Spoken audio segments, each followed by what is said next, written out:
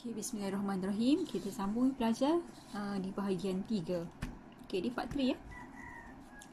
Sekarang cikgu nak tunjukkan cara nak sediakan akaun perdagangan dan untung rugi, iaitu APUR. Tapi sebelum tu kita kena buat sedikit analisis untuk mengenal pasti belanja dan hasil. Okay, sebab tajuk pun ikut tak lengkap kaedah analisis. Jadi untuk belanja dan hasil kita kena buat analisis. Okay, macam mana cara kita nak buat analisis? Okay, yang pertama, belajar tengok dekat baki awal dan baki akhir. Okay, ni dua ni ialah ABS, aset bukan semasa. Dan biasanya aset bukan semasa dia akan ada susut nilai. Okay, macam mana nak kira susut nilai? Kita tengok dekat maklumat tambahan, ada tak dinyatakan untuk lengkapan. Ada tak susut nilai untuk lengkapan di maklumat tambahan? Okey, tak ada, hanya diberi untuk perabot. Kaedah perabot. Susut nilai lengkapan tak ada. So, kalau tak ada kaedah, kita boleh kira susut nilai lengkapan dengan cara baki awal campur dengan lengkapan yang kita baru beli. Ada tak? Kita ada. Tolak dengan baki akhir lengkapan. Jadi, kita tak ada beli lengkapan baru, maka awal tolak akhir sahaja. So, jalan kerja pertama, susut nilai lengkapan. Cikgu tuliskan formula dia. Awal campur belian tolak akhir. Awal ialah 8,000. Belian ABS kita rujuk buku tunai sebelah kredit. Kalau tak ada, maksudnya kosong lah. Kita tak ada beli lengkapan baru. Kita tolak akhir. Akhir ialah 7550. Maka kita dapat susut nilai untuk lengkapan ialah berapa 450. Alright. Item kedua, susut nilai perabot. Okay, untuk perabot, tengok ada tanda soal. Okay, di maklumat tambahan kalau kita lihat ada dinyatakan kaedah untuk susut nilai perabot, iaitu 10% setahun atas kos. Okay, jadi kita nak kira susut nilai perabot.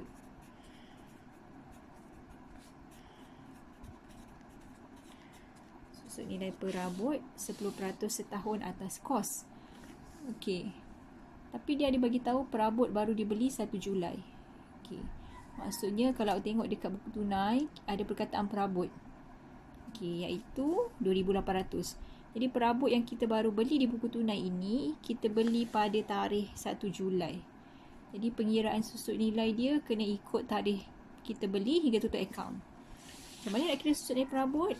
So kita kena asingkan Okey, perabot baki awal kita ialah 6,300. Jadi untuk 6,300 yang kita dah beli daripada awal, darabkan dengan 10% sahaja. Okay, awak akan dapat 630. Manakala untuk perabot yang kita baru beli iaitu 2,800, maka 2,800 darabkan dengan 10%. Kita beli pada bulan Julai, tutup akaun bulan Disember.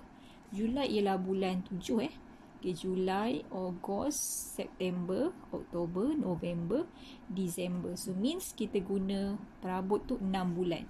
Jadi kena darab dengan tempoh penggunaan aset, iaitu 6/12.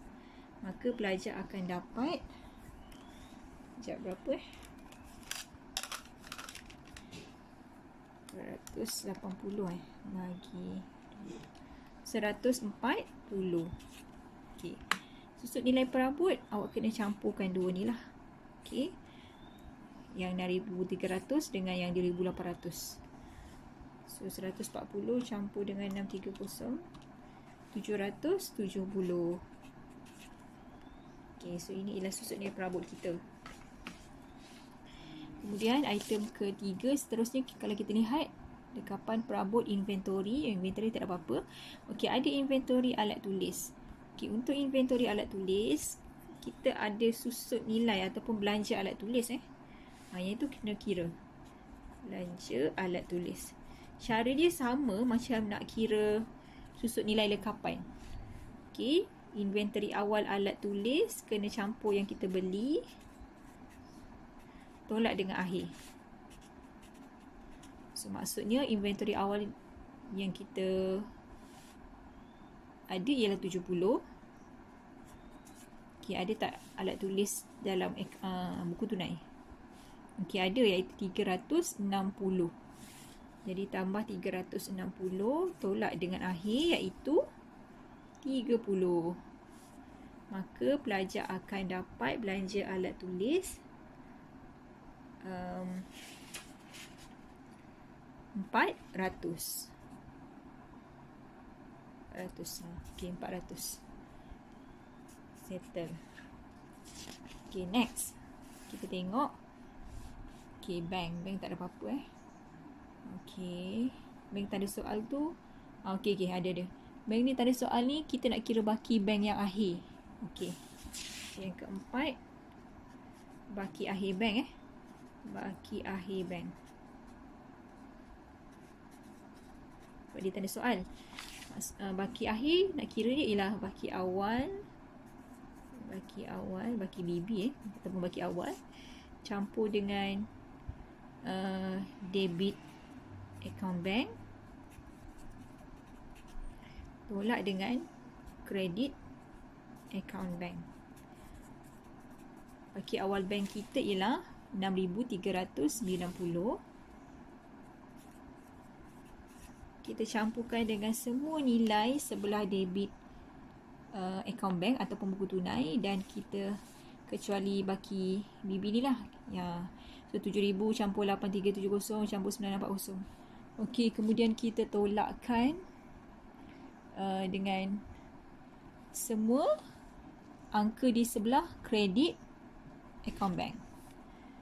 Jadi campur tolak, campurlah sendiri, campur berapa, tolak berapa. Okey, yang penting awak akan dapat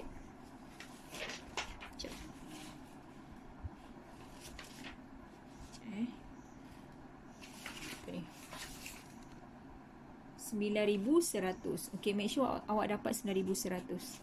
Cikgu ulang nak kira baki akhir bank ialah baki awal campur dengan sebelah debit buku tunai kecuali baki BB lah, tolak dengan angka di sebelah kredit buku tunai. So awak akan dapat baki HB untuk bank. Okey, next, jalan kerja seterusnya. Okey, apa dia? Okey, bank account belum terima. Okey, account belum terima ni biasanya kita nak kira PHR ni. Sekejap. Okey, ada tak PHR? Maklumat tambahan. Okey, ada maklumat tambahan 4 Roman. So, peruntukan hutang ragu.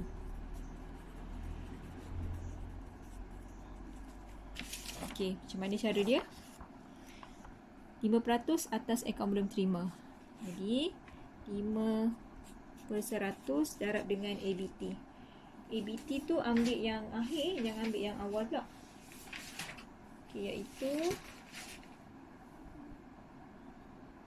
2,800. Ni 2,800. Okey, awak akan dapat nilai 140. Okey, 140. Jadi peruntukan hutang ragu ni, angka yang kita kira ni 140 ni dia akan masuk PKK.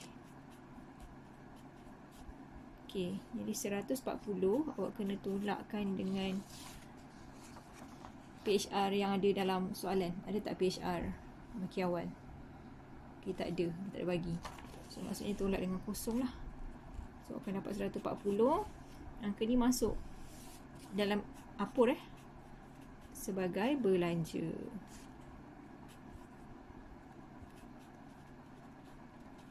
Okey. Okey, sebelum tu cikgu lupa Okey, sudut nilai ni belanja belanja. Cikgu tulis B. Perabot pun sama sudut nilai perabot belanja. Belanja alat tulis pun belanja. Baki akhir bank. Okey, baki akhir bank ialah aset semasa. Peruntukan hutang ragu ni pun sama, ni masuk dekat aset semasa. Manakala angka yang sama juga masuk di bahagian belanja. Okay, next. Okay, akaun belum bayar, tak ada apa-apa. Tadi kita dah settle akaun kawalan. Utility, okay, utility belum bayar, okay, dengan insurans prabayar ni. Okay, ni ialah pelarasan, item pelarasan. Jadi, dulu cikgu pernah bagi formula. Sekejap, cikgu tulis semula. Mana tulis? Allah.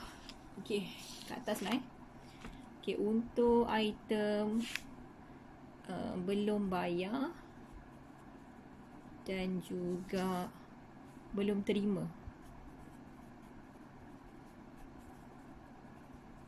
Formula dia ialah tolak tambah. Manakala untuk item prabayar dan juga belum terperoleh, pelarasan dia ialah tambah tolak. Okay, awal ni akhir. Maksudnya kalau awak jumpa item belum bayar ataupun item belum terima, baki awal kena tolak, baki akhir kena tambah. Manakala untuk item prabayar dan juga belum terperoleh, baki awal kena tambah, baki akhir kena tolak. Jadi, okay, dalam soalan ni tadi, utility belum bayar.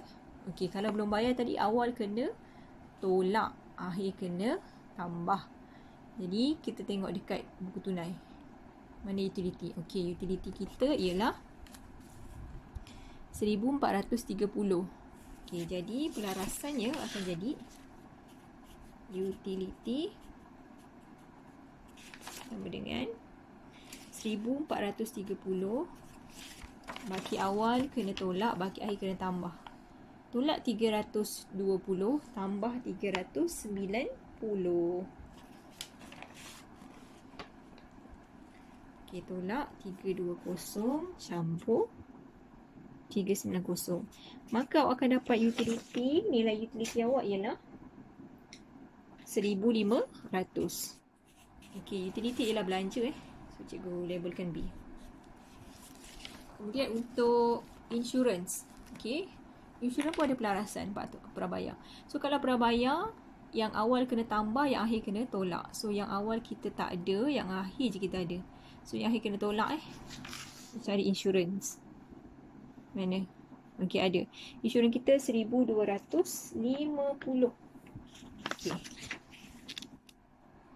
Insurans 1250 tolak prabayar akhir. Awak akan dapat 970. Okey. Insurans juga ialah belanja Okey, apa lagi item? Okey, dah settle. Okey. Pinjaman. Nampak tak ditulis? Matang pada 31 Disember. Okey, 2030. Tujuan dia bagi tarikh matang ni, dia nak kita tentukan sama ada pinjaman ni LBS ataupun LS. Liability semasa ialah merujuk kepada pinjaman jangka pendek yang kurang daripada setahun.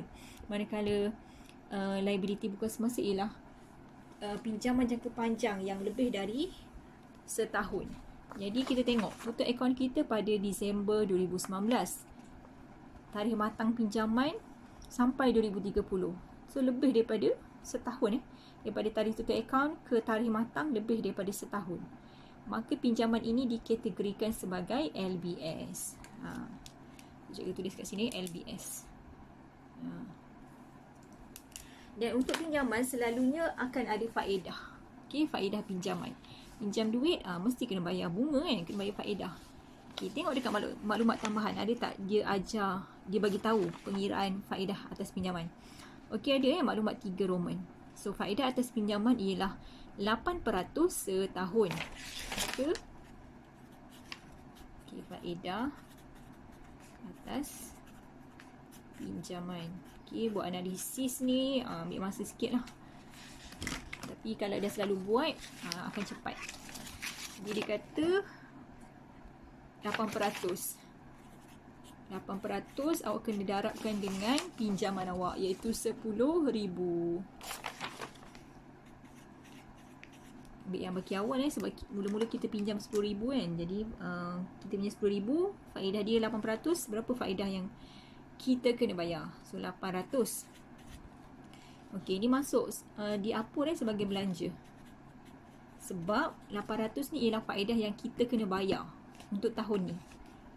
Okey, tapi apa yang berlaku kalau awak lihat di ruangan bank sebelah kredit, faedah pinjaman yang kita dah bayar ialah 400. Yang kena bayar 800, yang dah bayar 400. Maksudnya ada lagi 400 yang belum bayar. So yang itu kita panggil sebagai faedah atas pinjaman belum bayar, iaitu 800 tolak 400. Okey, dapat 400. Okey, belum bayar ni ialah liability so kita akan masukkan sebagai liability semasa di penyata kedudukan keuangan. Alright. Okey. So ada lagi tak jalan kerja? Sekejap, cikgu cek sekejap. Okey, dah settle sini. Yang ini. Okey, dia tak lagi pelarasan. Sekejap, tengok sekejap. Macam tak ada. Kalau buat tambahan. Pulangan jualan dah, diskaun dah, faedah, peruntukan. Okey dah. So ini saja jalan kerja. Alright.